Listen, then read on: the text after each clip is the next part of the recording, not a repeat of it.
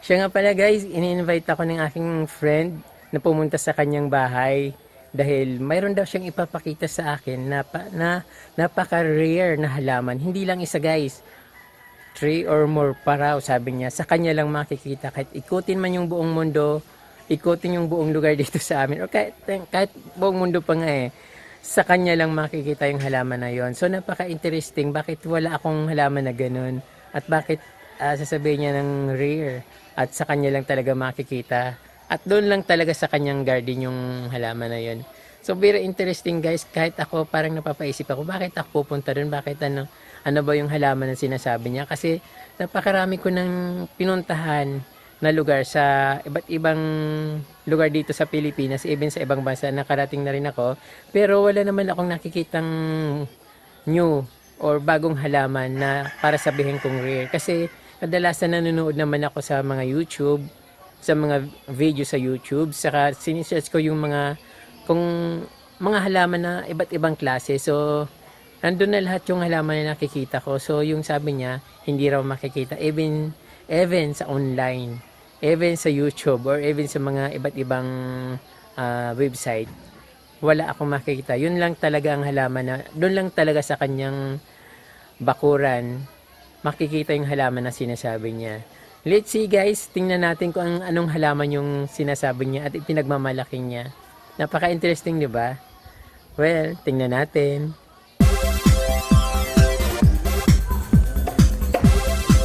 Ito yung kanyang bahay, napakaganda.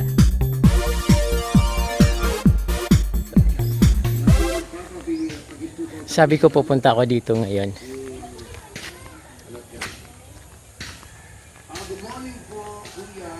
Pati ikaw po ang magkakaroon sa pamilya. Ano, Hello. Sige, pumapatingan ng maganda mong halaman na pinagmamalaki yung pinakamagandang rare sa buong mundo. Aray, ikaw kay bukit.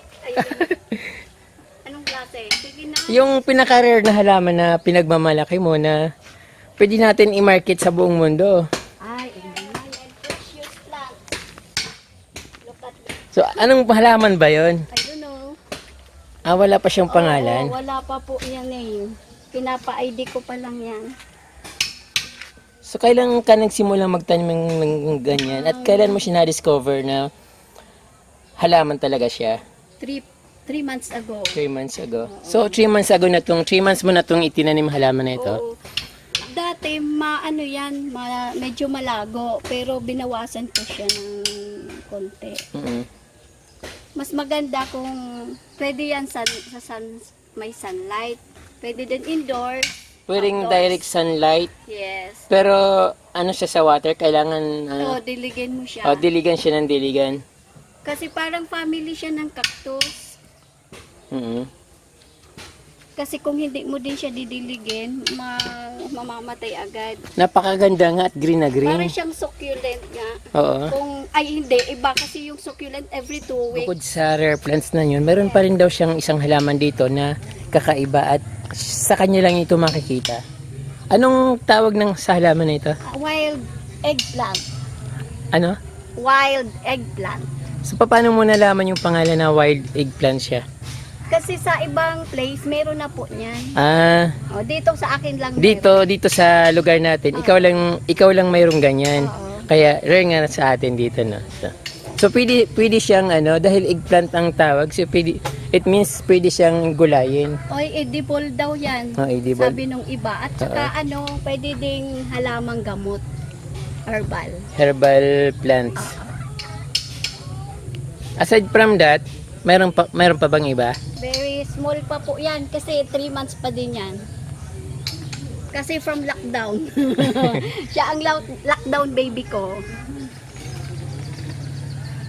Tingnan nga natin yung pinagkunin mo. Ito siya. Yan ang... Wow! Totoo pala yung sinasabi niya na may mga unique plants siya na dito lang sa kanya makikita. Napakaganda nito guys. Parang buntot ng pusa. So, ibang-iba siya. Napakagandang tingnan. At lumalaki siya. Mahaba.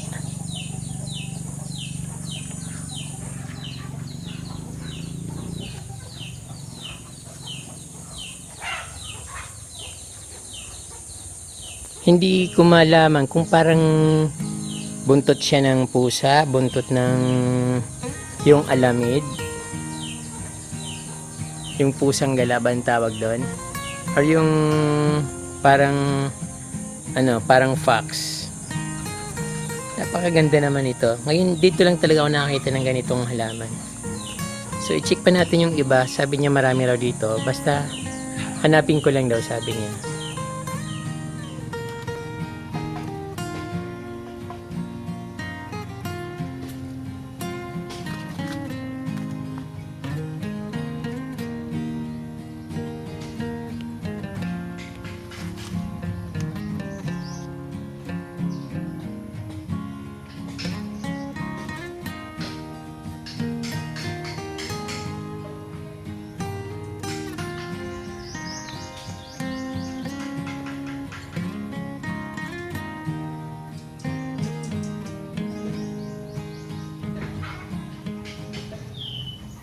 Napakarami niya ring variety ng orchids dito.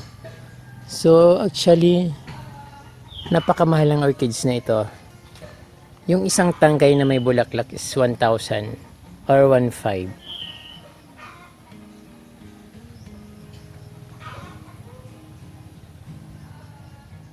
Ito pa pala.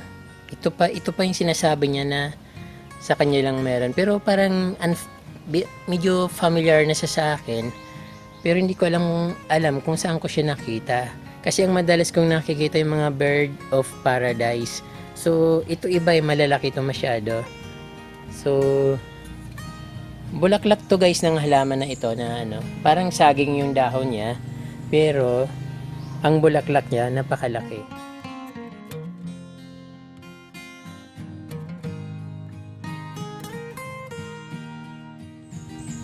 Yun, bali,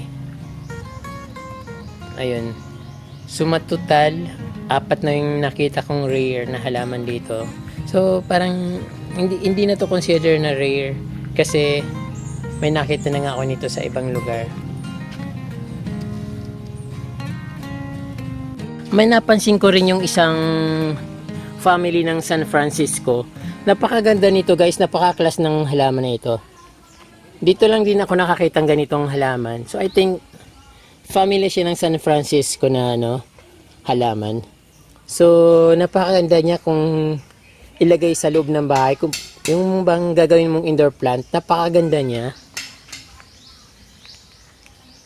So first time ko makakita ng ganyan dito. So ilang rare plants na yung nakita ko dito sa kaibigan ko dito sa yung kapitbahay ko rin na pinangkukunan ko ng mga halaman. Ang ganda rin ng garden niya dito. Talagang pinagtiyagaan niya talaga dito. Ayan, look at this one. My dwarf coconut. Yan. So, yung coconut, ginawa niyang bonsai. Yan. Ang ganda naman ng halaman mo Ito dito. na yung maliit. Di ba nakita mo yung may na kanina, anahaw, na Oo. may plants? Ay, may ito bunga. yung Oo, siya yan. parang palm. O, tapos ito yung grass. Anong tawag? Carabao grass na may siya, hindi plain.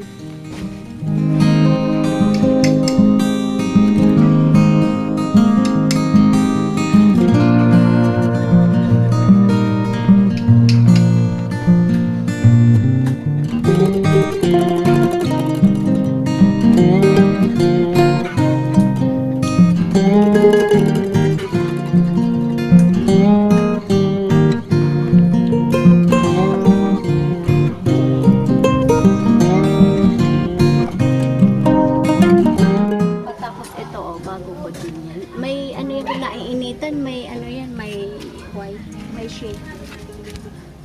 So, arog ko kanyo, darakula na ko akagari duman. Ay, iyo po, Nagtuturumba na nga ni. Magkuha kagaray. Kalad yung mga pagkain eh. ito, Sir, William, Sweet William. Ito.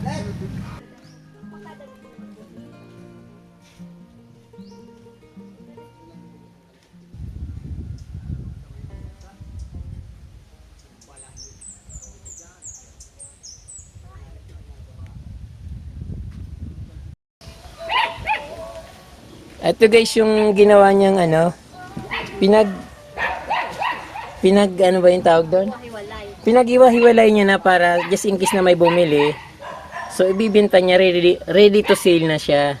So napakaganda guys kung talagang mahilig ka sa halaman. Napakaganda nitong alagaan. Napaka-green yung kulay niya tapos hindi siya masyadong sensitive. Basta didiligan mo lang siya, okay na. So magkano yung isang ano nito pag just in case na bininta mo? 5 pesos. 5 pesos. Oo. 5 pesos daw yung ano. Siyempre, habang tumatagal, lumalaki siya. So, sulit na. Saka, napakadali niyan lumaki. So, actually, binigyan niya na ako yung 2 beses niyan. Nando sa pasuko na maliit, malaki na siya. May collection akong natong. Alam mo yung natong sa Tagalog?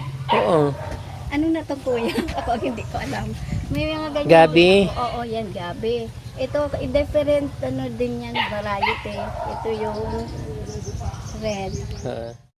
Totoo nga pala na marami siyang rare na plants dito. So hindi ko na masyadong inikot kasi napakalaki ng compound nila.